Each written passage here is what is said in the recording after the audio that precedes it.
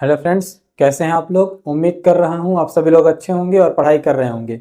हमारा साइंस का topic start हो चुका था और इसमें हमने सबसे पहले देखा था साइंस का इंट्रोडक्शन। आज हम बायो के बारे में देखने वाले हैं। ठीक है कि बायो क्या है, इसका इंट्रोडक्शन क्या है। ठीक है, तो चलिए स्टार्ट करते हैं बायो के बारे में।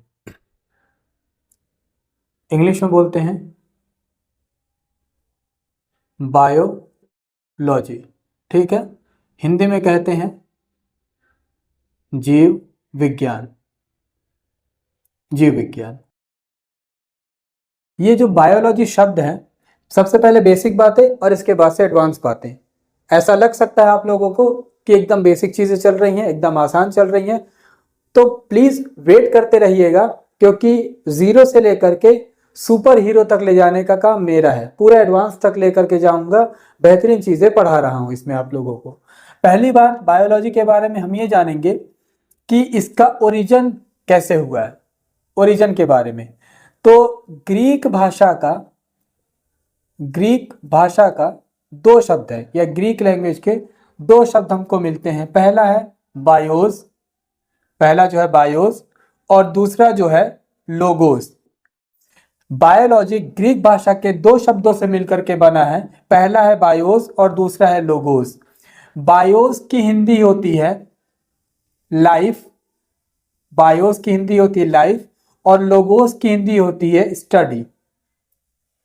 लाइफ का मतलब हो गया जीवन या जीव भी बोल सकते हैं, और स्टडी का मतलब हो गया अध्ययन। अध्ययन यानी दोनों को मिला दिया जाए तो बनता है स्टडी ऑफ लाइफ, या जीवन या जीव का अध्ययन। जीवन या जीव का अध्ययन क्या कहलाता है? जहां से स्टार्ट किए थे वहीं तक, बायोलॉजी यानी जीव विज्ञान। यहां तक की बातें समझ में आई? क्या बताया मैं आप लोगों को?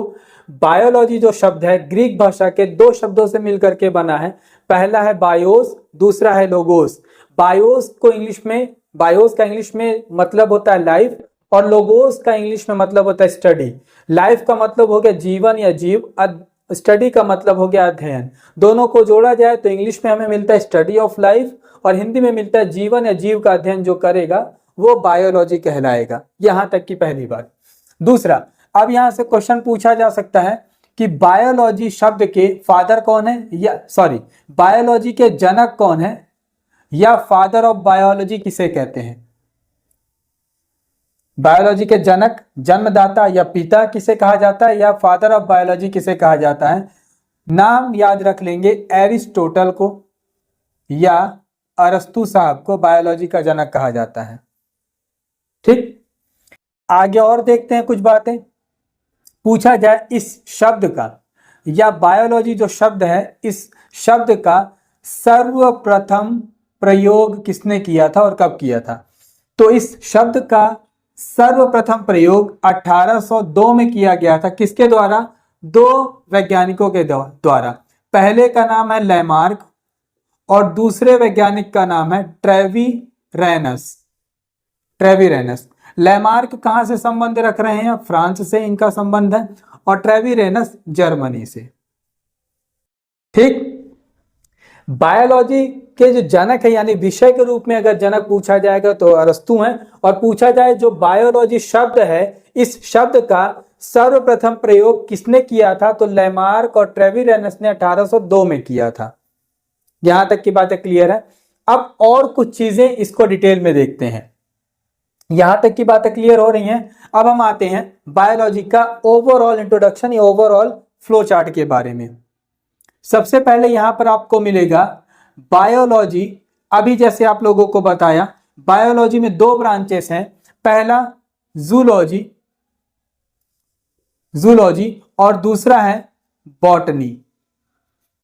यहां पर बायोलॉजी किस शब्द से बनी है ये बताया आप लोगों को। फिर यहां पर देखिएगा जो बायोलॉजी विषय है इसकी कितने ब्रांचेस हैं, तो इसकी मेनली दो ब्रांचेस है। पहले को बोलते हैं जूलॉजी, यानी जिसको बोलेंगे जंतु विज्ञान, और दूसरी जो ब्रांच है उसे हम कहेंगे पादप या वनस्पति विज्ञान। पादप या वनस्पति विज्ञान। जो जूलॉजी शब्द है यह भी ग्रीक भाषा के शब्द से बना है, और ग्रीक भाषा के कौन से शब्द? दो शब्दों से। पहला शब्द है ज़ोयोन और दूसरा है लोगोस या लोगस। ज़ोयोन का मतलब होता है एनिमल या जंतु, और लोगस का जैसे मतलब यहां आप लोगों को बता चुका हूं, स्टडी या अध्ययन। ठीक है ना।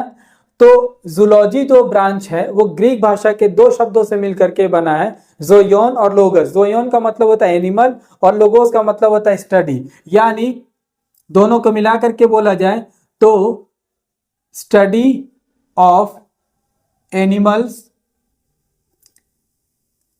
लाइफ या जंतुओं का अध्ययन क्या कहलाएगा? जूलॉजी कहलाएगा। आगे बढ़ते हैं। अगर बॉटनी के बारे में देखें तो बॉटनी भी ग्रीक भाषा के एक शब्द से बना है, और वो शब्द कौन सा है? बैस्किन। बैस्किन का मतलब होता है चरना। अब चरने के लिए क्या चीज चरते हैं? घास फूस, और चरने वालों में जीव ही होते हैं। तो बैस्किन का मतलब होता है चरना, यानी जो बॉटनी शब्द बना है यह बैस्किन शब्द से बना है जो ग्रीक भाषा से आता है, यानी जहां पर पादपों का अध्ययन किया जाए या वनस्पति का अध्ययन किया जाए, वनस्पति का अध्ययन किया जाए, वो क्या होगी? बॉटनी होगी।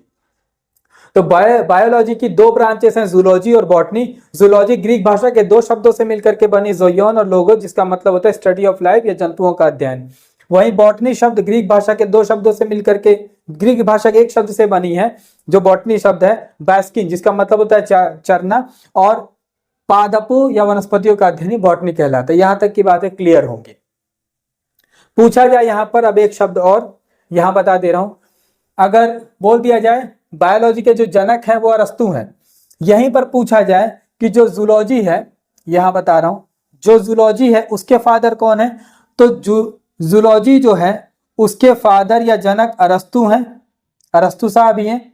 और पूछा जाए बॉटनी के जनक कौन है? तो बॉटनी के जनक हैं थियोफ्रास्टस साहब। थियोफ्रास्टस ये बॉटनी के जनक हैं। इनके बारे में और चीजें जानिएगा।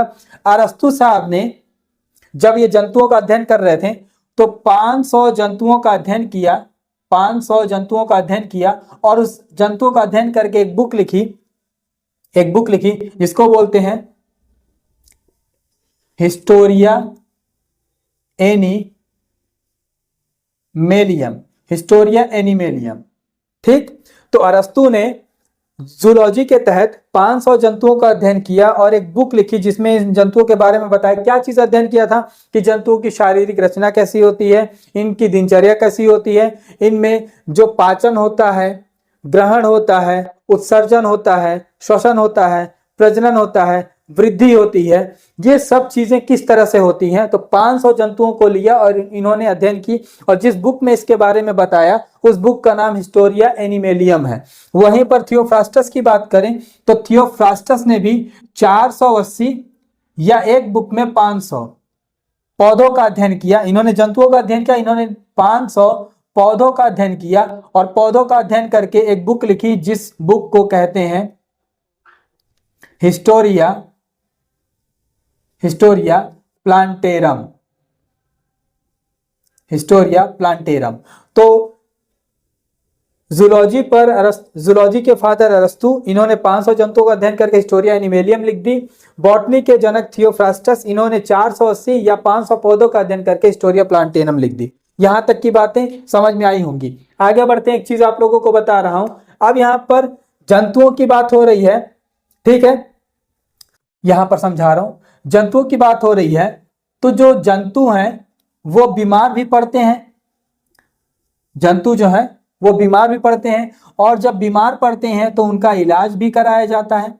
ठीक है। और जब इलाज कराया जाता है तो इलाज के लिए दो पद्धतियां अपनाई जाती हैं। इलाज के लिए दो पद्धतियां, एक है प्राचीन पद्धति और एक है आधुनिक पद्धति। ठीक है, यहां बता रहा हूं आप लोगों को, जो जंतु होते हैं, जंतुओं का अध्ययन के बारे में तो सारी बातें हमने जान ली। तो जो जंतु हैं वो बीमार भी पड़ते हैं, और बीमार पड़ेंगे तो उनका इलाज भी होगा, यानी उनकी चिकित्सा भी होगी। तो जो चिकित्सा या इलाज होता है दो तरह से किया जाता है, एक प्राचीन चिकित्सा पद्धति, एक आधुनिक चिकित्सा पद्धति। तो प्राचीन चिकित्सा पद्धति के जनक माने जाते हैं या कहे जाते हैं महर्षि चरक साहब, और जो आधुनिक चिकित्सा विज्ञान के जनक हैं वो हिप्पोक्रेट्स साहब हैं, हिप्पोक्रेट्स। ठीक है, हिप्पोक्रेट्स साहब का संबंध है ग्रीक से, यूनान से, और चरक साहब हमारे भारत देश से। ठीक है, यहां तक की बातें क्लियर हो रही हैं। क्यों बता रहा हूं यहां पर, तो सारी चीजें समझ में अभी आ जाएंगी। ये ज्यादा इंपॉर्टेंट नहीं, क्योंकि इसके ये सारी चीजें पता है, इसके आगे की जो कहानी बता रहा हूं वो थोड़ा सा दिलचस्प है। क्यों है, यहां तक की बातें आप लोग जान गए। अब देखिएगा, महर्षि चरक से जुड़ी एक शपथ ली जाती है जिसको बोलते हैं चरक संहिता, या इन्होंने जो बुक लिखी थी वो चरक संहिता कही जाती है। ठीक है, तो चरक संहिता या चरक को मानने वाले लोग चरक शपथ लेते हैं, चरक शपथ लेते हैं। वहीं हिप्पोक्रेट्स को मानने वाले लोग हिप्पोक्रेटिक ओथ लेते हैं या हिप्पोक्रेटिक शपथ लेते हैं। अब कौन लोग लेते हैं, जो भी चिकित्सा जगत में होते हैं या मेडिकल फील्ड में होते हैं, वो लोग अपनी डिग्री पूरी होने पर या एंड में अपने सेशन के शपथ लेते हैं, ओथ लेते हैं, जिसको हिप्पोक्रेटिक ओथ कहते हैं, अभी तक लेते आ रहे थे। तो इसके तहत वो लोग शपथ लेते हैं, कसम खाते हैं कि मैं एज अ डॉक्टर सभी जो रोगी हैं, पेशेंट हैं, उनका इलाज करूंगा, पूरी ईमानदारी से करूंगा, किसी भी मरीज से कोई भेदभाव नहीं करूंगा, मेरी जितनी क्षमता होगी शारीरिक मानसिक हर तरह से उनकी सहायता करने की कोशिश करूंगा। ठीक है, ऐसी शपथ लेते हैं डॉक्टर्स। तो ये विवाद एक उठ करके आया, विवाद था 7 या फिर कहीं पर 14 फरवरी भी मिलता है 2022 का। कहा गया कि 7 या 14 फरवरी 2022 को सरकार के पास एक प्रस्ताव गया है। उस प्रस्ताव के तहत कहा गया है कि जो हिप्पोक्रेटिक ओथ है इसको मना कर दिया जाए, और अब से जो भी लोग डॉक्टर बनने वाले होंगे वो चरक जो ओथ है उसको लेंगे। ठीक है, यानी चरक संहिता के तहत चरक शपथ लेंगे, चरक ओथ लेंगे। ठीक, और इसी के तहत मई 2022 में एक कॉलेज है जिसको बोलते हैं मदुरै मेडिकल कॉलेज, इन्होंने या यहाँ के स्टूडेंट्स ने क्या, तमिलनाडु का है ये, यहाँ के स्टूडेंट्स ने हिप्पोक्रेटिक ओथ न लेकर के चरक ओथ ली। ठीक है, यानी चरक शपथ ले ली हिप्पोक्रेटिक शपथ को छोड़ करके, और यही विवाद उठ करके आ गया। बाद में जब विवाद हुआ तो सरकार ने अपना पक्ष रखा और कहा कि हमारे पास ऐसा कोई प्रस्ताव आया ही नहीं है कि आप चरक शपथ लें और हिप्पोक्रेटिक शपथ को छोड़ दें। तो ऐसा कोई प्रस्ताव सरकार के पास नहीं आया है। तो अब क्या है, इसको ऐसा किया गया कि कोई अनिवार्य नहीं है कि आप चरक शपथ ही लें, या कोई अनिवार्य नहीं है कि हिप्पोक्रेटिक ओथ ही लें। इसको कर दिया गया कि ये ऑप्शनल है, आप जैसी शपथ लेना चाहें वैसी शपथ ले सकते हैं, दिलवा सकते हैं। तो यहां से ये विवाद थोड़ा सा याद रखेंगे आप लोग। ठीक है, पूरी चीजें उम्मीद कर रहा हूं समझ में आई होंगी तो स्क्रीनशॉट ले लीजिए। फिर आगे बढ़ते हैं, क्या क्या चीजें और देखनी बची हैं हमको। तो यहां तक की बातें आप लोगों को समझ में आई हैं। आगे बढ़ते हैं, आगे की चीजें देखते हैं। अब यहां पर आप लोगों को अभी बताया मैं कि जो बायोलॉजी है उसके फादर कौन है, एरिस्टोटल, या हिंदी वालों के लिए अरस्तु। ठीक, तो बायोलॉजी के फादर अरस्तु। फिर आप लोगों को बताया था यहीं पर इसके पहले वाली वीडियो में, साइंस के फादर कौन है, अरस्तु। फिर इसके बाद से आप लोगों को अभी बताया हूं जूलॉजी के फादर कौन है, अरस्तु। फिर इसके बाद से आगे और जान लीजिए आप लोग, फिजिक्स के फादर कौन माने जाते हैं, अरस्तु। वहीं पर एक और विषय ले लीजिए, एथिक्स, इसके फादर कौन माने जाते हैं, अरस्तु। यहीं पर एक और विषय मान लीजिए, पॉलिटिकल साइंस, इसके फादर कौन माने जाते हैं, अरस्तु। इसके बाद से और एक बात जान लीजिए, कि वेस्टर्न लॉजिक इसके फादर कौन माने जाते हैं? अरस्तु। पूछा जाए एविडेंस बेस्ड मेडिकल साइंस के फादर कौन माने जाते हैं? अरस्तु। ठीक है, 1 2 3 4 5 6 7 8 हो गए। ठीक है, तो यहां पर आप लोग इस व्यक्ति के नाम के बारे में जान रहे हैं कि कैसा व्यक्ति है ये। बायोलॉजी के फादर अरस्तु माने जाते हैं, साइंस या विज्ञान के फादर अरस्तु माने जाते हैं, जूलॉजी यानी जंतु विज्ञान के फादर अरस्तु माने जाते हैं, फिजिक्स या भौतिक शास्त्र के भौतिक विज्ञान के जनक अरस्तु माने जाते हैं, एथिक्स यानी कर्तव्य निष्ठा या सत्यनिष्ठा के फादर अरस्तु माने जाते हैं, पॉलिटिकल साइंस या राजनीति विज्ञान के जनक अरस्तु माने जाते हैं, वेस्टर्न लॉजिक यानी पाश्चात्य तर्क शक्ति के जनक अरस्तु माने जाते हैं, एविडेंस बेस्ड मेडिकल साइंस यानी साक्ष्य आधारित चिकित्सा विज्ञान के जनक अरस्तु माने जाते हैं। यहीं पर एक और विषय रीजनिंग के फादर अरस्तु माने जाते हैं। और पहला जो क्वेश्चन रीजनिंग का ये भी अरस्तु ने ही दिया था। ठीक है, तो इतने सारे विषयों के फादर या जनक अरस्तु माने जाते हैं। तो इससे आपको एक चीज पता चल जाती है कि अगर एग्जाम में क्वेश्चन आ जाए, कोई विषय दे दे और नीचे पूछा जाए कि इसके फादर कौन है, जन्मदाता कौन है, जनक कौन है, और ऐसा हो जाए बैड लक आपका कि आपको ना पता उस विषय के बारे में और ऑप्शन में अरस्तु हो तो अरस्तु लगा दीजिएगा। ऐसा नहीं कि मास्टर ने बोला तो जबरदस्ती हम उसी को लगाएंगे भले कोई भी हो, या अरस्तु ऑप्शन में नहीं है तो हम लिख करके आ जाएंगे खून उनसे। ठीक है, ऐसा नहीं करना है। क्या करना है, अगर आपको ना पता हो और ऑप्शन में अरस्तु हो तो लगा सकते हैं, चांस है कि सही हो जाएगा, गारंटी नहीं दे रहा हूं। ठीक है ना, वैधानिक चेतावनी है, जब ना पता हो ऑप्शन में अरस्तु हो तो लगा देना, क्योंकि इतने सारे विषयों के आगे। और म्यूजिक के भी कहीं, म्यूजिक के क्षेत्र में भी इनका योगदान है, दर्शन के क्षेत्र में भी इनका योगदान है, धर्म के क्षेत्र में, पेंटिंग के क्षेत्र में, कई जगह इनका योगदान है। तो कि सारे विषय में कहीं ना कहीं ये मिल जाते हैं आप लोगों को। ठीक है, अब अरस्तु इतना दमदार व्यक्ति है तो अरस्तु के बारे में हमको बहुत सारी चीजें जाननी पड़ेंगी, क्योंकि इतना बेहतरीन व्यक्ति है ये, तो इसका गुरु भी बेहतरीन होगा, ये भी तो पता होना चाहिए। तो अरस्तु के गुरु कौन है? अरस्तु के गुरु है प्लेटो। ठीक है, पूछा जाए प्लेटो के गुरु कौन है? पूछा जाए प्लेटो के गुरु कौन है? तो प्लेटो के गुरु है सुकरात। सुकरात कौन? जिन्होंने विष का प्याला एक्सेप्ट कर लिया बट अपनी बात पर अडिग रहे और बाद में संसार ने इस बात को माना कि ये बात सच थी। ठीक है ना, तो अरस्तु के गुरु प्लेटो, प्लेटो के गुरु सुकरात, सुकरात के भी गुरु हैं। जी हाँ बिल्कुल, सुकरात के 3 गुरु के नाम आप लोगों को याद करने पड़ेंगे। पहला परमेनिड्स, दूसरे गुरु का नाम प्रोडिकस, तीसरे गुरु का नाम एस्पेसिया।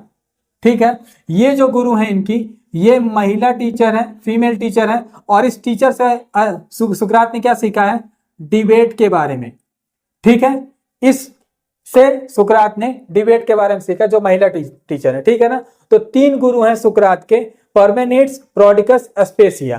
ठीक है, एस्पेसिया महिला टीचर है जिससे सुकरात ने डिबेट के बारे में सीखा है। पूछा जाए परमेनिड्स और प्रोडिकस के गुरु कौन है?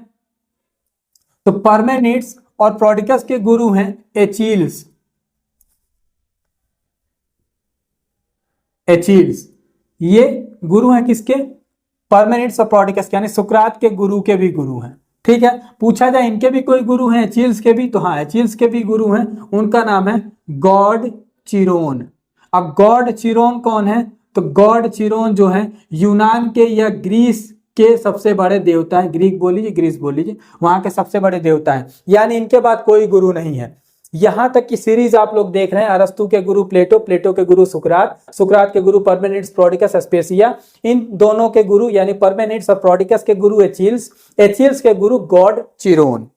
ठीक, अरस्तु भी किसी के गुरु हैं या अरस्तु के भी कोई शिष्य हैं? तो बिल्कुल अरस्तु के भी शिष्य हैं। कौन कौन शिष्य हैं? तो अरस्तु के 4 शिष्य याद रखिएगा।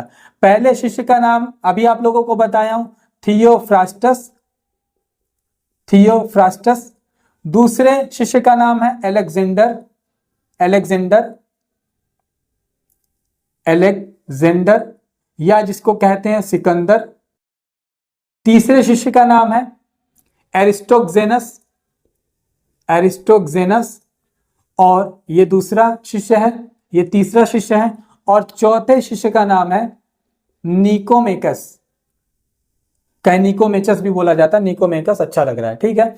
तो अरस्तु के कितने शिष्य हो गए? 4 शिष्य, थियोफ्रास्टस, अलेक्जेंडर, एरिस्टोक्सेनस और निकोमेकस।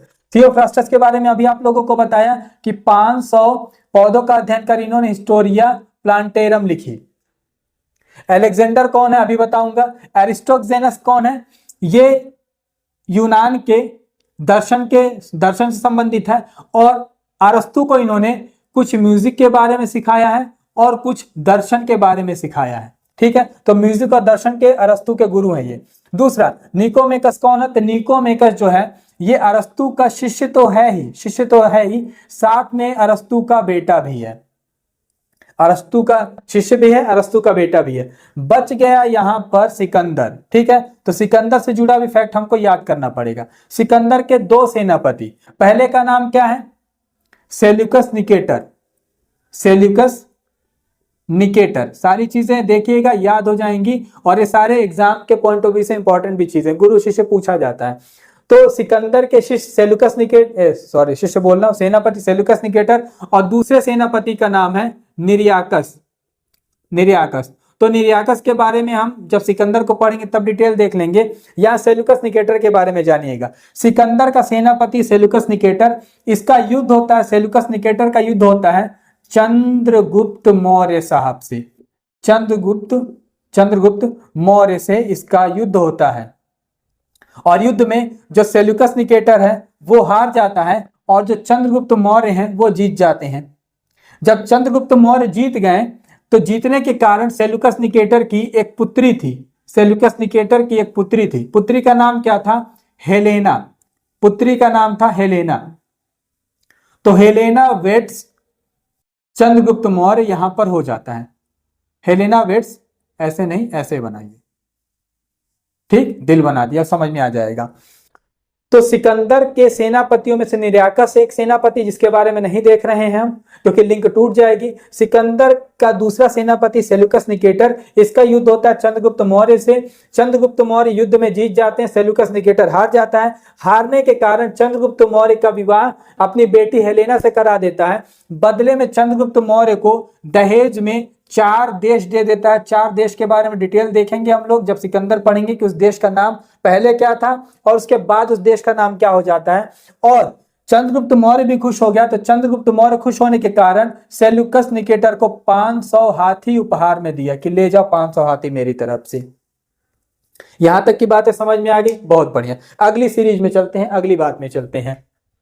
अब चंद्रगुप्त मौर्य कौन है? चंद्रगुप्त मौर्य के बारे में जानने के लिए उनके गुरु के बारे में जान लीजिए। चंद्रगुप्त मौर्य के गुरु का नाम है चाणक्य, या चंद्रगुप्त मौर्य के गुरु का नाम है विष्णुगुप्त,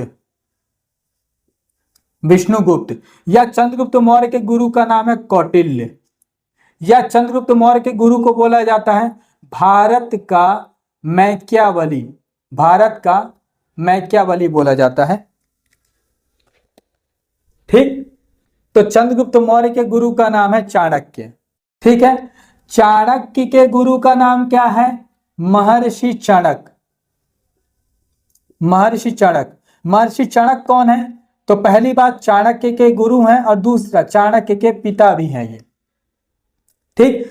तो चाणक्य का एक शिष्य चंद्रगुप्त मौर्य। अब चाणक्य का दूसरा शिष्य भी याद कर लीजिए। चाणक्य के दूसरे शिष्य का नाम क्या है? चाणक्य के दूसरे शिष्य का नाम है मलय केतु को क्यों हम याद कर रहे हैं? क्योंकि मलय केतु युद्ध लड़ा था सिकंदर के विरुद्ध। आ गया सिकंदर यहाँ पे, ये देखो जहां से शुरू किए वहीं से खत्म कर रहे हैं। तो चाणक्य के दूसरे शिष्य का नाम मलय केतु सिकंदर के विरुद्ध युद्ध लड़ा था, इसलिए हम इसको याद करते हैं। अब मलय केतु के पिता का नाम है, याद करना पड़ेगा, इंपॉर्टेंट है, पोरस, राजा पोरस, सम्राट पोरस, जिससे आगे चल करके युद्ध और सारी चीजें हम देखेंगे। पोरस और माता का नाम है लाची, बहुत ज्यादा इंपॉर्टेंट है पोरस, मैं यहाँ पर नहीं खोलना चाह रहा हूँ, नहीं बताना चाह रहा हूँ, क्यों? क्योंकि सारी चीजें यहाँ पर अलग हो जाएंगी, इतिहास में बचा करके रखा हूं, इन टॉपिक को बहुत बढ़िया से पढ़ेंगे, ठीक है। तो चाणक्य के शिष्य का नाम मलय केतु, और ये जो नाम रखा था ये चाणक्य ने ही रखा था कि तेरा नाम मलय केतु होगा। मलय केतु सिकंदर के विरुद्ध युद्ध लड़ता है और ये पोरस और लाची का बेटा है। यहां तक की बातें समझ में आ गई? क्या खत्म कर दे? नहीं, कुछ चीजें और देख लीजिएगा। अब आते हैं थोड़ा सा अपने भारत के पर्सपेक्टिव, भारत ही चल रहा लेकिन थोड़ा सा आधुनिक भारत में आ जाते हैं। आधुनिक भारत में आ जाए तो सबसे पहले आप मेरे को बताइए कि बोला जाए, जैसे यहां पर सुकरात था, तो भारत का सुकरात किसे कहते हैं? भारत का सुकरात किसे कहते हैं? दूसरा, महाराष्ट्र का सुकरात किसे कहते हैं? फिर बोला जाए एशिया का सुकरात किसे कहते हैं? फिर बोला जाए दक्षिण एशिया का सुकरात किसे कहते हैं? बता सकते हैं। उसके बाद पूछा जाए गुजरात का, सॉरी गुजरात बोल रहा हूं, राजस्थान का या उदयपुर का प्लेटो, उदयपुर का प्लेटो किसे कहते हैं? इन सारे क्वेश्चंस के आंसर दे सकते हैं आप लोग, नहीं दे सकते तो मैं बताता हूं। भारत का सुकरात कहा जाता है महादेव गोविंद रानाडे साहब को, ठीक है। भारत का सुकरात महादेव गोविंद रानाडे साहब को कहा जाता है। बड़े देर बाद देखा हूं इधर, क्योंकि पढ़ा रहा हूं, ध्यान से पढ़िए आप लोग। महाराष्ट्र का सुकरात भी नहीं कहा जाता है क्योंकि महाराष्ट्र से बिलोंग करते थे। तो भारत का सुकरात महादेव गोविंद रानाडे, महाराष्ट्र का सुकरात महादेव गोविंद रानाडे। पूछा जाए एशिया का सुकरात तो पेरियार स्वामी को कहा जाता है, पेरियार स्वामी जो है उनको एशिया का सुकरात कहा जाता है। या बोला जाए दक्षिण एशिया का सुकरात भी पेरियार साहब को ही कहा जाता है। पूछा जाए राजस्थान या उदयपुर का प्लेटो किसे कहते हैं? तो जाट राजा सूरजमल साहब, इनको भारत का, सॉरी राजस्थान का प्लेटो या उदयपुर का प्लेटो कहा जाता है। तो सुकरात और प्लेटो हमारे भारत में भी है, ठीक है। यहां तक की बातें क्लियर हो गई। और आगे बढ़ते हैं, और आगे बढ़ने में हमको क्या जानना पड़ेगा? जो रानाडे साहब हैं, यहां पर देखिएगा, अब रानाडे से शुरुआत करते हैं। पूछा जाए रानाडे साहब के गुरु कौन है? रानाडे के गुरु महादेव गोविंद रानाडे साहब के गुरु कौन है? तो गुरु हैं इनके केशव चंद्र सेन। अब केशव चंद्र सेन कौन है? तो केशव चंद्र सेन के कहने पर एक व्यक्ति हैं जो दयानंद सरस्वती के नाम से जाने जाते हैं। दयानंद सरस्वती ने एक बुक लिखी थी सत्यार्थ प्रकाश को हिंदी में लिखने का जो आइडिया या विचार दिया था केशव चंद्र सेन ने दिया था। तो इस मामले में केशव चंद्र सेन के गुरु कहे जाते हैं दयानंद सरस्वती, ठीक है। सॉरी, यानी केशव चंद्र सेन दयानंद सरस्वती के गुरु माने जाते इस मामले में, ठीक है ना। क्या बताया मैं? रानाडे साहब के गुरु केशव चंद्र सेन ने सलाह दी थी दयानंद सरस्वती को कि आप सत्यार्थ प्रकाश को हिंदी में लिखिए। इस वजह से दयानंद सरस्वती के गुरु केशव चंद्र सेन माने जाते हैं। अब दयानंद सरस्वती के गुरु कौन है? यह भी आप लोगों को पता होगा, विरजानंद दंडी स्वामी, ठीक है। विरजानंद दंडी स्वामी किसके गुरु हैं? दयानंद सरस्वती के। समझते जाएगा क्योंकि सारी चीजें लिखने के बाद नहीं समझ में आएंगी। अब विरजानंद स्वामी के गुरु कौन है? तो पूर्णानंद स्वामी, ये गुरु हैं विरजानंद स्वामी के। यहां तक की बात समझ में आ गई। आगे और बढ़ते हैं, बस खत्म करते हैं, ध्यान से देखते जाइए क्योंकि इंपॉर्टेंट चीजें। यहां पर प्लेटो से एक चीज याद आ गई, प्लेटो को अफलातून भी कहते हैं, यह भी याद रखिएगा, प्लेटो को अफलातून भी कहा जाता है। आगे बढ़ते हैं। अब रानाडे के शिष्य कौन है? रानाडे के शिष्य कौन? या रानाडे भी तो किसी के गुरु होंगे, तो रानाडे गुरु हैं गोपाल कृष्ण गोखले साहब के। गोपाल कृष्ण गोखले के गुरु है रानाडे साहब, ठीक है। अब गोपाल कृष्ण गोखले किसके गुरु हैं? तो गोपाल कृष्ण गोखले गुरु हैं गांधी जी के, ठीक है ना। रानाडे के गुरु जो है वो तिलक साहब भी माने जाते हैं, एक गुरु तिलक साहब भी माने जाते हैं, ठीक है। ये भी याद रखिएगा। चीजें नहीं समझ में आ रही लिखने में तो ध्यान दीजिएगा, जो चीजें बोल रहा हूं उस चीज को आप नोट्स में बनाते जाइएगा, ठीक है। तो रानाडे के सॉरी, जो रानाडे के शिष्य बोला जाए गोपाल कृष्ण गोखले हैं, और तिलक साहब को भी शिष्य माना जाता है। या ये कह लिया जाए कि तिलक और गोपाल कृष्ण गोखले के गुरु कौन है? रानाडे साहब हैं। गोपाल कृष्ण गोखले को गांधी जी का राजनीतिक गुरु कहा जाता है। इन्होंने गांधी जी को राजनीति सिखाई थी। और पूछा जाए गांधी जी के धार्मिक गुरु कौन है? गांधी जी के धार्मिक गुरु कौन है? तो गांधी जी के धार्मिक गुरु हैं नारायण गुप्त। नारायण गुप्त, ठीक है, नारायण गुप्त या नारायण गुरु। यहां तक की बातें क्लियर है। अब तिलक साहब को क्या बोला जाता है? तिलक साहब को क्या बोला जाता है? इनको बोला जाता है बिना ताज का बादशाह या बिना ताज का बादशाह, बेताज बादशाह भी इन्हें कहा जाता है। तो तिलक साहब के गुरु कौन है? स्वामी विवेकानंद साहब। स्वामी विवेकानंद जो है वो तिलक साहब के गुरु हैं। और स्वामी विवेकानंद के गुरु कौन है? रामकृष्ण परमहंस। रामकृष्ण परमहंस। यहां तक की बातें आप लोगों को समझ में आई होंगी। बायो से थोड़ा सा हट करके हम इतिहास में चले गए, लेकिन काम की चीजें हैं, फालतू नहीं है, चीजें याद रख लीजिएगा। हौच पौच हो चुका है तो चीजें यहां बता दे रहा हूं, ध्यान से अब कॉपी पेन छोड़ दीजिएगा। अगर छूट गया हो तो जो चीजें बता रहा हूं उसको लिख लीजिएगा। क्या बताया मैं? बायोलॉजी के गुरु अरस्तु माने जाते हैं, साइंस के गुरु अरस्तु हैं, जूलॉजी के गुरु अरस्तु हैं, फिजिक्स के गुरु अरस्तु हैं, एथिक्स के गुरु अरस्तु हैं, पॉलिटिकल साइंस के गुरु अरस्तु हैं, वेस्टर्न लॉजिक के जनक अरस्तु हैं, एविडेंस बेस्ड मेडिकल साइंस के गुरु अरस्तु हैं, रीजनिंग के गुरु अरस्तु हैं। अरस्तु इतना बड़ा कैरेक्टर है तो अरस्तु के गुरु को जानना पड़ेगा। अरस्तु के गुरु का नाम प्लेटो, प्लेटो के गुरु का नाम सुकरात, सुकरात के 3 गुरु परमेनिड्स, प्रोडिकस, एस्पेसिया। एस्पेसिया जो महिला टीचर है जिससे सुकरात ने डिबेट करना सीखा था, वाद विवाद करना सीखा था। परमेनिड्स और प्रोडिकस के गुरु एचिल्स हैं, एचिल्स के गुरु गॉड चिरोन है। भारत का सुकरात महादेव गोविंद रानाडे को कहा जाता है। महाराष्ट्र का सुकरात महादेव गोविंद रानाडे को कहा जाता है। एशिया का गुरु पेरियार स्वामी को कहा जाता है। दक्षिण एशिया का गुरु भी पेरियार स्वामी को कहा जाता है। राजस्थान या उदयपुर का प्लेटो जाट राजा सूरजमल को कहा जाता है। आगे और बढ़ते हैं, कहानी खत्म नहीं होती है। सिकंदर से उठाते हैं, अरस्तु से उठा लेते हैं। अरस्तु के 4 शिष्य थियोफ्रास्टस 500 पौधों का अध्ययन कर हिस्टोरिया प्लांटेरम लिखी। अरस्तु का दूसरा शिष्य एरिस्टोक्सेनस, जिससे अरस्तु ने म्यूजिक और दर्शन के बारे में सीखा। अरस्तु के तीसरे शिष्य का नाम निकोमेकस, जो इनका शिष्य भी है और बेटा भी है। अरस्तु का एक शिष्य सिकंदर अलेक्जेंडर, जो जिसको कहा जाता है कि आधी दुनिया जीती। क्या सस्ता क्या झूठा, सारी चीजें देखेंगे। सिकंदर के 2 सेनापति सेल्यूकस निकेटर और निर्याकस। निर्याकस के बारे में हम नहीं देख रहे हैं। सेल्यूकस निकेटर जो है ये युद्ध लड़ता है चंद्रगुप्त मौर्य से। चंद्रगुप्त मौर्य की जीत हो जाती है और बदले में सेल्यूकस निकेटर की पुत्री हेलेना से विवाह कर लेता है। चंद्रगुप्त मौर्य को दहेज में 4 देश मिलते हैं और चंद्रगुप्त मौर्य ने सेल्यूकस निकेटर को 500 हाथी गिफ्ट के रूप में दिया। चंद्रगुप्त मौर्य के गुरु का नाम है चाणक्य। उन्हें विष्णुगुप्त भी कहा जाता है, इन्हें कौटिल्य भी कहा जाता है, भारत का मैकियावेली भी कहा जाता है। यहाँ कौटिल्य से याद रखिएगा, इन्होंने एक बुक लिखी थी चंद्रगुप्त मौर्य के गुरु चाणक्य ने, जिसको बोला जाता है कौटिल्य का अर्थशास्त्र। पूछा जाएगा अर्थशास्त्र किसकी पुस्तक है? तो अर्थशास्त्र चाणक्य की या विष्णुगुप्त या कौटिल्य की पुस्तक है। पूछा जाए इसका विषय क्या है? तो अर्थशास्त्र में विषय अर्थशास्त्र नहीं है, ये बुक लिखी गई है राजनीति विज्ञान पर। ये चीज मिस हो गई थी, यहाँ पर याद आ गई बताते हुए, तो बता दे रहा हूं। तो कौटिल्य ने बुक लिखी अर्थशास्त्र। ये अर्थशास्त्र राजनीति विज्ञान पर आधारित है कि राजा होगा कैसे, राजा शासन कैसे करेगा, प्रजा का दायित्व क्या होगा, राजा का दायित्व क्या होगा, राजा कैसे टैक्स वसूलेगा, सारी चीजें इसमें बताई गई हैं। यहां तक की बातें क्लियर हो गई। तो चाणक्य के दूसरे शिष्य का नाम है मलयकेतु। मलयकेतु को क्यों देख रहे? क्योंकि इसने सिकंदर के विरुद्ध युद्ध लड़ा था और चाणक्य का शिष्य भी है। चाणक्य के शिष्य होते हुए भी क्यों? क्योंकि चाणक्य ने इसी का नाम रखा था। और एक और इंपॉर्टेंट बात, ये पोरस और लाची का बेटा, पोरस महान सम्राट है, इसके बारे में हम देखेंगे। आगे और बढ़ते हैं तो क्या, कहां से कहानी स्टार्ट करेंगे? महादेव गोविंद रानाडे से स्टार्ट करते हैं। महादेव गोविंद रानाडे के गुरु है केशव चंद्र सेन। केशव चंद्र सेन दयानंद सरस्वती के गुरु माने जाते हैं। क्यों माने जाते हैं? क्योंकि केशव चंद्र सेन के ही कहने पर दयानंद सरस्वती ने सत्यार्थ प्रकाश को हिंदी में लिखना स्टार्ट किया था।